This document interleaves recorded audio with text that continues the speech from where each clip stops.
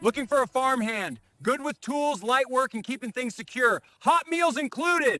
The winter of 1885 had come early to Wyoming, and it had come with a vengeance. It was a season of iron and ice, where the wind screamed down from the mountains like a living thing, looking for any crack in the walls to let the cold in. Arthur Thorne owned nearly everything the eye could see in this valley, 1,000 acres of timber and pasture that lay buried under 3 feet of snow. He was a wealthy man by the standards of the territory, with a herd of strong cattle and a ranch house built of thick pine logs that could withstand a siege. But inside that big house, Arthur was a pauper. The rooms were hollow, filled only with the silence that had settled in 5 years ago, right after his wife, Mary, had passed from a fever. Since then, Arthur had become a man of few words and even fewer smiles, letting the ranch work consume him until he was as hard and weathered as the fence posts marking his land. The silence was heavy, pressing down on his chest in the long, dark evenings. The work was too much for one man, even a man as strong as Arthur, especially with the winter deepening. That was why he had ridden into the town of Coldwater a week prior. He hadn't spoken to anyone more than necessary. He simply walked into the general store, wrote a note on a scrap of paper, and tacked it to the community board. It read, "Farmhand wanted, hard labor, room and board provided, C. A. Thorne." He had ridden back home expecting a drifter to show up eventually. He imagined some grizzled wanderer, a man with calloused hands and a past he wanted to hide, someone willing to shovel snow and mend fences for a hot meal and a roof. What Arthur did not expect, what nothing in his life could have prepared him for, was the figure that appeared at the edge of his property line as the sun began to dip below the peaks. It was late afternoon, and the sky was turning a bruised purple, threatening more snow. Arthur was standing on his porch, a mug of bitter coffee in his hand, when he saw a smudge of darkness moving against the blinding white of the snowfield. At first, he thought it was a wolf, perhaps sick or desperate, driven out of the timber by hunger. He set his coffee down and reached for the rifle he kept leaning by the door, but as the figure drew closer, staggering through the drifts, the shape changed. It was too tall to be a wolf, yet too erratic to be a man.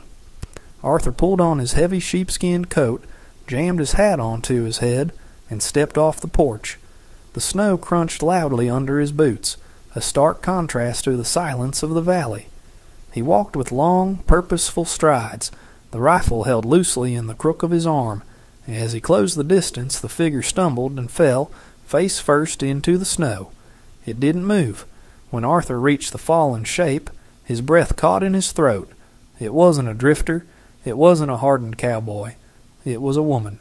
She was small, incredibly slight, and she was wearing a dress made of thin, gray silk, a style he had never seen before, with a high collar and slits up the sides. It offered absolutely no protection against a Wyoming winter. The wind whipped her raven black hair across her face, which was pale and tinged with the blue of hypothermia. But what stopped Arthur's heart cold were her feet. She was barefoot. Her feet were raw, bleeding, and frozen, leaving a trail of faint red stains in the snow behind her. She had walked miles in this condition. He dropped to his knees beside her, the rifle forgotten in the snow. He turned her over gently. Her eyes fluttered open, dark and glassy with exhaustion. She didn't look scared. She looked like someone who had already accepted the end. "Help," she whispered, the word barely a puff of steam in the freezing air. Arthur didn't say a word. He scooped her up into his arms. She weighed almost nothing, like a bundle of dry sticks wrapped in silk. The cold radiating off her body soaked instantly through his heavy coat. He turned and ran back toward the house, his boots pounding a frantic rhythm. He kicked the front door open and carried her inside, straight to the massive stone hearth where a fire was already dying down. He placed her in the big armchair, the one that used to be Mary's. He moved with a speed he didn't know he still possessed, throwing logs onto the fire and blowing on the embers until the flames roared back to life. The heat washed over the room, but the woman was shivering violently now, her teeth chattering so hard it was a terrifying sound in the quiet room. Arthur went to the linen chest and pulled out 2 thick wool blankets, wrapping them tightly around her until only her face was visible. He rushed to the kitchen stove, where a pot of coffee sat. He poured a cup, black and scalding, and brought it to her. Her hands emerged from the blankets, delicate, bruised, and shaking uncontrollably. She couldn't hold the cup.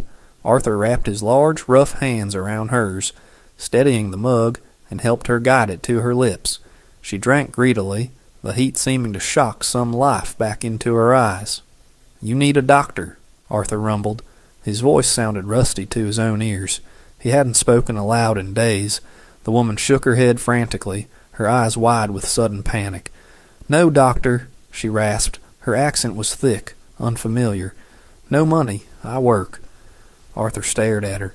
He looked at the silk dress that was torn at the hem, at the bruises on her arms, and at her frozen feet resting on his hearthstone. "Work?" he repeated, incredulous. "Ma'am, you can barely stand. What kind of work do you think you can do out here?" She met his gaze, and for the first time he saw a flash of steel in her dark eyes. "I cook, I clean, I strong, I work for stay." He looked at her for a long moment. He had asked for a farmhand, and the universe had sent him a half-frozen tragedy. But he couldn't turn her out. Not in this weather, not with those feet. "We'll see," he muttered. "Drink your coffee." The unspoken agreement settled over the house like the snow on the roof. Arthur slept fitfully that night in his room, listening for any sound from the main room. He woke before dawn, expecting to find her dead or gone. Instead, he woke to a smell he hadn't smelled in 5 years. Fresh bread. He walked into the kitchen, rubbing sleep from his eyes. The woman was there. She was standing on her bandaged feet. She must have torn up an old sheet during the night to bind them, and was kneading dough on the table. She had found his flour and yeast. The kitchen floor, usually tracked with mud and dust, was swept clean. The stove was polished. She looked up when he entered. She was wearing one of his old flannel shirts over her silk dress. It swallowed her small frame, the sleeves rolled up past her elbows. "Porridge is hot," she said, nodding toward the stove. Arthur sat down, stunned. He ate the oatmeal she placed before him. It was simple, but hot and well made. She didn't sit with him. She stood by the stove, eating from a small bowl, watching him warily. "My name is Arthur," he said, putting his spoon down. "Lynn," she replied softly. "My name is Lynn." After breakfast, Arthur went into the back room, the one he kept shut. It smelled of lavender and old memories. He opened the cedar chest and pushed aside a quilt to find a pair of sturdy leather work boots. They were small. Mary had small feet, but good quality. He hesitated, his thumb tracing the worn leather, memories threatening to choke him. Then he took a breath and carried them out. He set them down next to Lynn. "Put these on," he said gruffly, turning away so she wouldn't see his face. "Can't work in bare feet." He went out to the barn then, into the biting cold, leaving her alone.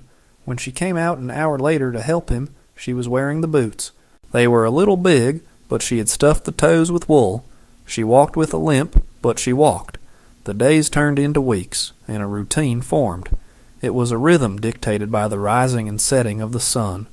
Arthur expected her to stay inside, to do the cooking and cleaning, which she did with an efficiency that bordered on miraculous. The house, once a dusty tomb, became a home again. Windows were washed, floors were scrubbed, and clothes were mended. But Lynn insisted on doing more. She followed him outside, wrapped in his old coats. She learned to break the ice on the water troughs for the cattle. She learned to fork hay. She wasn't strong in the way a man was, but she had leverage and determination. She never complained, not once. She worked until her hands were raw, and when he told her to stop, she would just shake her head and keep going. One evening, Arthur came in from checking the fence line, shaking the snow from his hat. He hung his heavy coat by the door and noticed something. The large tear in the shoulder, where a barb from a wire fence had ripped it open months ago, was gone. He picked up the coat and looked closely. The tear had been mended with tiny, intricate stitches, so fine they were almost invisible. It was stronger than the original fabric. He looked over at Lynn, who was sitting by the fire, mending a sock. "You fix this?" he asked. She nodded without looking up. "Wind get in," Make you cold." Arthur ran his thumb over the stitching. It was a small act of care, but it hit him harder than a punch to the gut. No one had cared if he was cold in a very long time. "Thank you," he said, his voice thick. "You gave me boots," she said simply. The real test came when supplies ran low. They had to go into town. Arthur was reluctant to take her. The town of Coldwater was small, and small towns had small minds, but he couldn't leave her alone at the ranch, not with the wolves prowling closer to the house each night. He hitched up the sleigh. Lynn came out wearing Mary's old winter cloak, the hood pulled low over her face. She climbed onto the seat beside him, and they set off in silence. When they pulled up to the general store in Coldwater, the reaction was immediate. Men stopped their conversations on the boardwalk to stare. It wasn't often they saw Arthur Thorne, and they certainly never saw him with a woman, especially not a woman who looked like Lynn. Arthur helped her down, ignoring the whispers. They walked into the store. Mr. Abernathy, the shopkeeper, peered over his spectacles, his jaw dropping slightly. "Afternoon, Abernathy," Arthur said, pulling a list from his pocket. "Need flour, coffee, sugar, and kerosene." Abernathy didn't move to get the items. He was staring at Lynn, who stood slightly behind Arthur, her eyes fixed on the floor. "I heard you hired a hand, Thorne," Abernathy sneered. "Didn't know you were hiring this kind of help." Two other men by the potbelly stove chuckled. One of them, a ranch hand named Miller, stepped forward. "She don't look like much of a worker," Miller laughed. "What exactly does she do for you out there all alone, Thorne?" The implication hung in the air, ugly and sharp. Lynn shrank back, her shoulders hunching as if she expected a blow. Arthur turned slowly. He was a big man, broad-shouldered and heavy with muscle earned from a lifetime of labor. He looked at Miller, his eyes cold and flat. The store went deadly silent. Arthur didn't shout. He didn't raise his voice. He stepped between Lynn and the men, blocking her from their view entirely. "She works harder than you ever have in your life, Miller," Arthur said, his voice a low rumble that vibrated through the room. "She is the only person on this earth with the grit to survive a winter on my land." He turned his gaze to the shopkeeper. "Now, my supplies, or I take my business to the next county." Abernathy scrambled to fill the order. The other men looked at the floor, suddenly finding their boots very interesting. When they walked out, Arthur carried the heavy sacks, and he made sure Lynn walked in front of him, protected. On the ride home, the silence between them had changed. It wasn't the silence of strangers anymore. It was the silence of allies. Arthur focused on the horses, his jaw set tight. He felt a hand on his arm. He looked down to see Lynn's gloved hand resting on his sleeve. "They are bad men," she said quietly. "There are bad men everywhere, Lynn," Arthur replied, "but they won't bother you, not while I'm breathing." She looked at him then, her dark eyes wide and searching. "Why you do that? Defend me?" Arthur looked out at the snowy horizon. "Because you're with me, and folks on the Thorne Ranch look out for their own." Their own. The words hung in the frosty air. Lynn squeezed his arm gently, then let go, but she sat a little closer to him for the rest of the ride. February brought a false thaw, followed by the worst storm the territory had seen in decades. The sky turned a sickly gray, and the temperature plummeted until the air itself felt like shattered glass. They were out in the north pasture when the storm hit. A heifer had broken through a weak spot in the fence and wandered into a ravine to calve. They found her, but the calf was already born, wet and freezing in the snow.